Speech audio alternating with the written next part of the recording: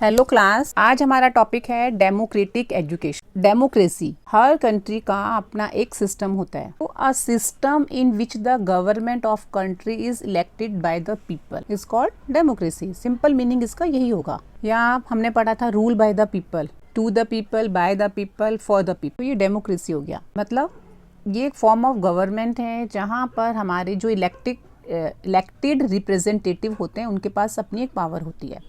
तो सिटीजन्स इनको इलेक्ट करता है थ्रू वोटिंग, या जो भी उसका रिप्रेजेंटेटिव इलेक्टेड कैंडिडेट है उसके पास वो पावर आ जाती है। तो जिसे हिंदी में हम लोकतंत्र भी कहते हैं। एक फ्रेज हमने पढ़ी थी अब्राहम लिंकन की। उन्होंने कहा था डेमोक्रेसी है एक ऐसी government of the people, by the people and for the people. ये सबको पता है। तो आज डेमोक्रेटिक एजुकेशन हम पढ़ते हैं।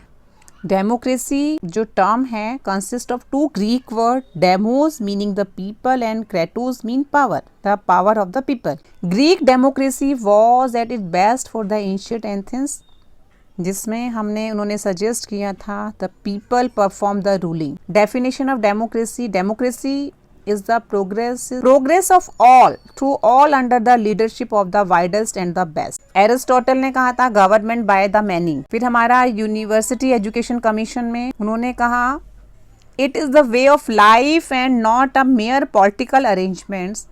It is based on the principle of equal freedom and equal rights for all regardless of race, religion, sex और economic status। Education में इसका क्या concept है? Learning in school must be continuous with the life outside of school। एक student हमारा active participant होना चाहिए।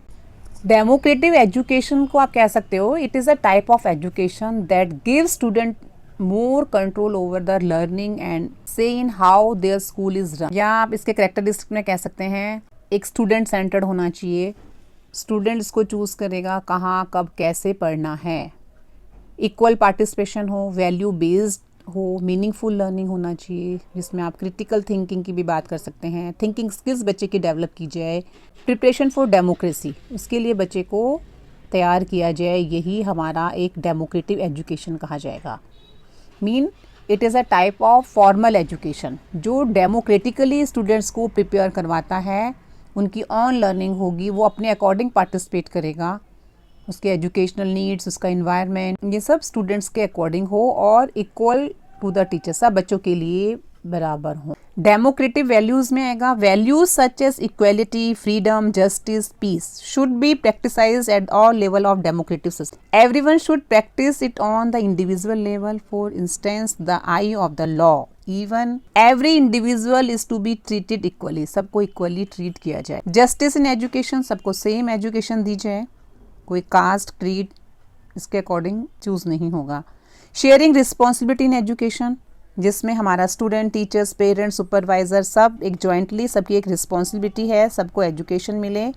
पूरा लर्निंग प्रोसेस में सबका अपना एक रोल है। इस डेमोक्रेसी में हमारा हर एक सोसाइटी का मेंबर की अपनी ड्यूटीज़ एंड रिस्पॉन्सिबिलिटीज़ हैं। Cooperation in education, respect for individual and their right to make their own choices, अभी हमने पढ़ा था। Tolerance of differences and opposing ideas. Equity, each person has freedom of speech, association, movement and freedom of belief. Equalisation हो गया हमारा, सबको equal opportunity दी जाए। Universal and compulsory education. Provision of adult education, child centred education, methods of education, student unions, tolerance, social activities में participate किया जाए। Develop love for the country. Physical health of the children, physical development की बात की गई। Educational administration and supervision. Training in leadership qualities को develop किया जाए।